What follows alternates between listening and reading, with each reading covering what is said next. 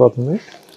కొంచెం ఏమైనా బయటికి తీసుకెళ్ళే ఛాన్స్ ఉందా, అలా అని ఈ కథలకు ఎసెన్స్ పోకూడదు. నువ్వేమైనా ఆ విషయంలో ఆలోచించంటే అప్పుడు ఇమీడియట్గా అది ఊటీ వెళ్తే ఎలా ఉంటుంది. ఊటీ వెళ్ళాలంటే అసలు ఆ అమ్మాయిని ఫస్ట్ ఇంట్రడ్యూస్ చేస్తే బెటర్ కదా. సో అలా ఫస్ట్ హాఫ్ జస్ట్ ఇంట్రడ్యూస్ చేయొద్దు, ఓ సాంగ్ ఉంటే బెటర్ కదా. సో అలా ఆ సాంగ్ వచ్చింది. సో దానివల్ల 2 సాంగ్లు వచ్చాయి. సెకండ్ హాఫ్లో బోనముచ్చాలు వచ్చింది, ఫస్ట్ హాఫ్లోనేమో ప్రియతమ పాట వచ్చింది.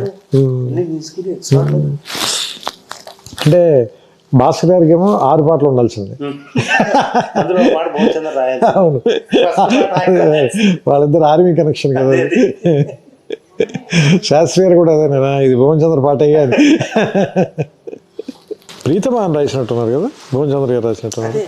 ప్రీతమ పాట పియానో సాంగ్. కోటి కూడా ఏ మాట ఎక్స్ట్రాడినరీ. అసలు ఈ సాంగ్స్ ఎంత అద్భుతంగా వచ్చినా బ్యాక్గ్రౌండ్